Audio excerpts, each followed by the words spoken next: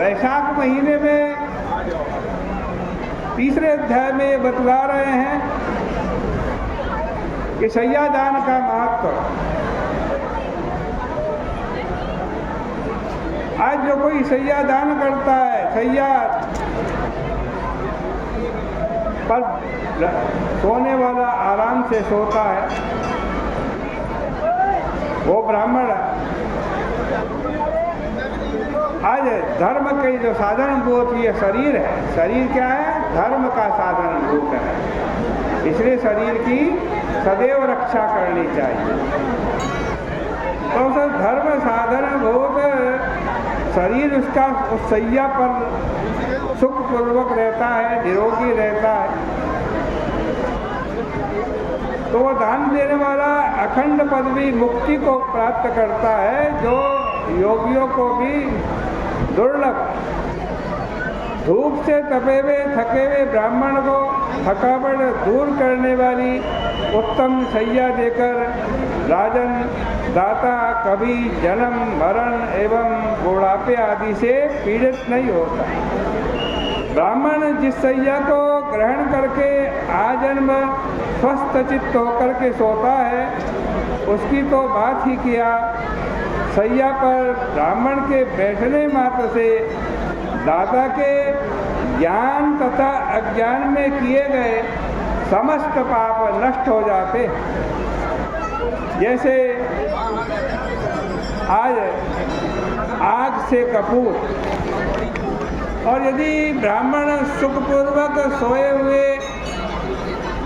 सोए उस शैया पर, तो निस्संदेह वह ब्रह्म निर्वाण अर्थात मोक्ष पद को प्राप्त करता है। स्नान मात्र से अत्यंत भगवत प्रिय वैशाख मास में जो शैया दान करता है, इसमें संदेह नहीं कि वह उसी जन्म में सुखों को भोग कर सुखों से संपन्न हो जाता है। यह निश्चित बात है कि दाता रोग शोक आदि से पीड़ित नहीं होता। आयु उत्तम आरोग्य यश प्रतिष्ठा धैर्य वो प्राप्त करता है। उसके वंश में 100 पीढ़ियों तक कोई अधार्मिक पुरुष नहीं पैदा होता, और वह सभी सांसारिक भोग को भोग कर अंत में पंच महाभूतों में विलीन हो जाता है।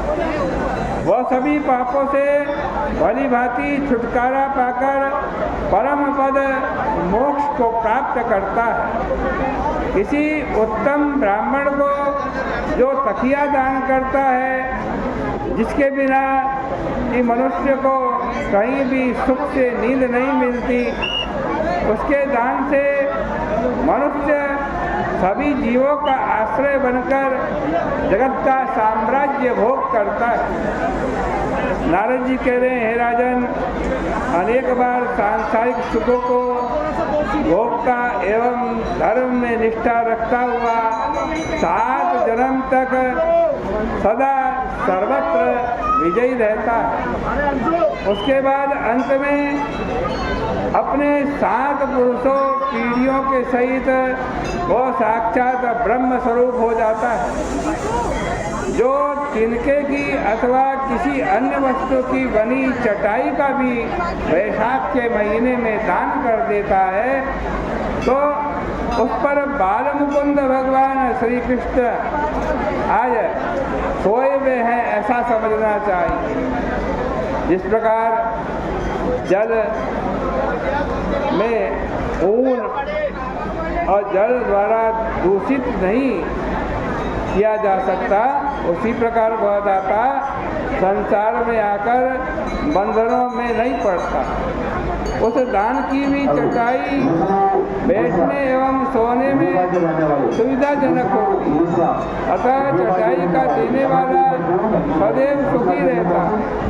विश्राम करने अथवा सोने के लिए जो चटाई अथवा कंबल का दान करता है, वह उठने मात्र से मुक्त हो जाता है। इसमें कोई विचार नहीं करना चाहिए। नींद से दुख घटता है, नींद से थकावट दूर होती है। इसमें संदेह नहीं कि चटाई पर सोने वाले को भी अच्छी नींद मिलती है, उसका भी दुख दूर होता है। नारद जी कहते हैं, हे राजन, विष्णु प्रिय, वैशाख मास में जो कंबल दान देता है, निस्संदेह वह अपमृत्यु और अकाल मृत्यु से मुक्त होकर 100 वर्ष तक जीता।